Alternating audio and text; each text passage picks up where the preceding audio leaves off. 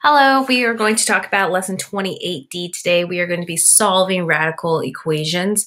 And not only are we going to be solving radical equations, but we are going to have a focus on square roots today. So what we're going to do is first, I want you to note down the vocabulary that's going to be used in this video. And every time you hear one of these words or you write one of these words down when you annotate your notes, I want you to highlight it so that you know you're practicing vocabulary. We're going to go through 3 examples today, and the first one we're not going to do too much algebra for. So note the vocabulary. I will be saying these words. In example 1, we are going to be talking about this equation, the square root of 5, x plus 5 plus 9 is equal to 0. Without solving the radical equation, how could you tell that there's no real solution? This is one of my favorite questions to ask. But I'm just going to do a little bit of algebra so that I can make my point here. So we have the square root of 5 is equal to -9. Previously, in the past, you've taken the square root of numbers like 64 and you've gotten 8. And you've taken the square root of 9 and you've gotten 3. And you've taken the square root of 25 and you've gotten 5. And basically, even 0, if you take the square root of 0, you're going to get 0. Basically, every time you took the square root of a positive number, you got a positive number back. And that's really crucial in the idea of radical functions, is that when you put in a positive number or you have an input that is a positive number, your output, or what you get from it after you take the square root of it, will also be positive. And so we can try to make this negative. If we took the square root of -1, that is okay. We can take the square root of -1. However, it is not going to be a positive number. In fact, it is not a real solution. And in our question here, we were asked, how do we tell that there's not going to be a real solution? There is a solution. We will talk about this in the future, but it is not a real number. And therefore, that's why before you've heard you cannot take the square root of negative numbers. It's because you're not getting a real solution. But you can get a solution. We'll talk about that. So going back to our question here, if I just subtracted 9 from both sides of the equation, I'm left with the square root of some quantity. The quantity x plus 5, whatever number plus 5. Am I ever going to get a -9? And the answer is no, because there is no way that the output of a radical function can be negative. The output, also known as the range, and this is a word that you're going to hear in all of your math classes, is of a radical function will be greater than or equal to 0. And all negative numbers are less than 0. Therefore, that this cannot have a real solution, no matter how hard we try. All right. Pause the video, annotate. You may have to rewind to listen to what I'm saying, but make sure that it's in your notes and it's annotated with question marks or exclamation points, questions you can bring to class, or be prepared to answer a discussion question like this when you come to class tomorrow. Now that you've hopefully unpaused or taken the time to annotate, we're going to practice solving radical equations. And we've done this a little bit before, but we are going to do it again. But look, what's new, there are 2 radicals. So if you're annotating your notes in the big idea section of your notes, maybe you can write solving radical equations with 2 radicals.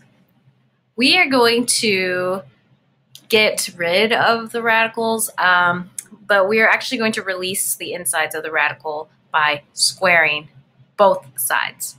Notice we are dealing with an equation.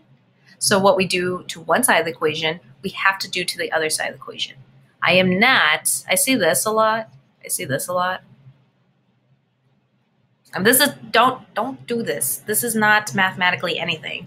If you are going to show me that you can square both sides of the equation, you need to square both sides of the equation with 2 squares. Okay, another side note. If you had the square root of 3 times the square root of 3, you would get This is also the square root of 3 squared. You would just get 3 back. So if you had root 2 squared, you would get a 2 back. If you had root 5 squared, you would get your 5 back. I informally call this releasing from the radical, but that's very informal. So say, for example, I had root x and I squared it. I would get x back. Say, for example, I had x minus 1 and I squared it. Square root of x minus 1. If I square it or multiply it by itself, I am going to release the x minus 1 from the radical because I've squared it. Okay. Keep this in your notes. Reference it. Put no by heart, no without a beat, because you're going to come across this, and you should know that the radical, the insides get released if you can square a radical. So 4x minus 7 is equal to 3x minus 9. Now this is something that looks familiar. Actually, our first step was to isolate the radical, and we did that. Then we squared the radicals, so you might have to write down what I'm saying. And now we are going to use inverse operations to isolate x. Inverse operations to isolate x. If you're annotating this, you can instead write solve for x. So let's move all the x's to one side. And then all the numbers to another side. Oops, this is plus 9, this is plus 9. So this should be 16. Okay, am I done? Am I going to box it and say I'm done? No, you need to check your solutions because sometimes you will have extraneous solutions. Every time you square something, you should be suspicious of your answer and you should check your solution. So let's check our solution. I always write check. 4 times 16 minus 7. Is that equal to 3 times 16 plus 9? Well, let's find out. This is 64 minus 7, and this is, what is this? 48 plus 9. So this is 57. Is the square root of 57 always equal to the square root of 57? Yes. So now you may box or circle your answer. X is equal to 16. But you have to check your answer. Okay. Let's move on. At this point, annotate your notes. What do you need to remember? Maybe something on the right-hand side. Fill in your big ideas portion, and let's move on to the last example. Okay, example number 3. Again, this goes under the category of you have 2 radicals, so what are you going to do? We have 2 radicals here, and our first step when solving is to isolate the radical. Sometimes there are 2, so you have to pick. Which one are you isolating? Let's see if we can isolate both of them. I'm going to subtract square root of x, subtract square root of x. 3 and square root of x are not like terms, so I'm not lining them up in the same column. So I have the square root of x minus 3 is equal to 3 minus the square root of x. Okay, now that you've isolated the radical, square the radical to release the insides, my informal way of saying square the radical. Okay. Again, do not put giant parentheses and square the whole thing. It does not take that much work to write this squared on both sides. And this is mathematically correct. This is about being precise, folks. Okay, if I take the square root of a radical, the insides are going to be released. X minus 3. Oops.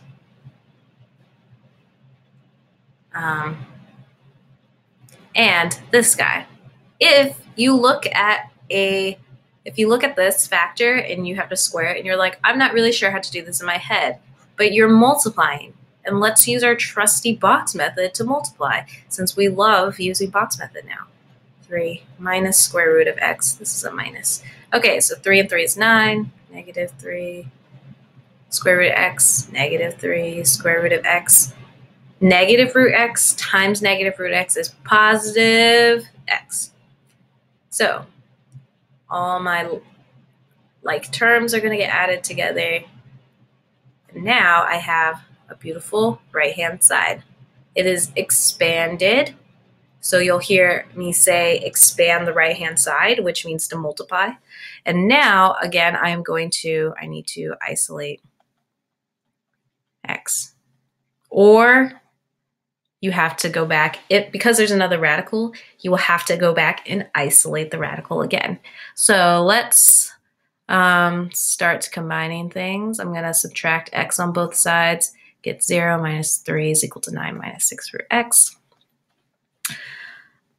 The third step is usually to isolate x, but we have another radical. So guess what we get to do? We get to repeat the process and again isolate the radical. So now I'm going to subtract 9 on both sides to get negative 12 is equal to negative 6 root x.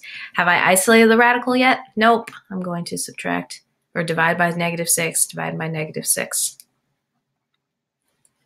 Oh, root 2. Now I have 2 is equal to the square root of x. Can something equal the square root of something equal to? Yeah, it can.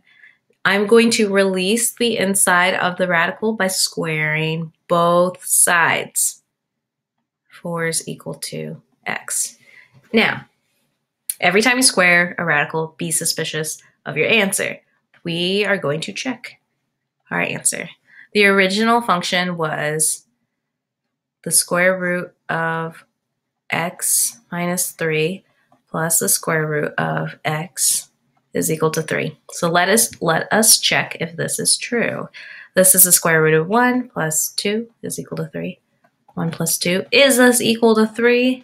3 is equal to 3 always. So this is how I checked. So now I can go back and box my answer.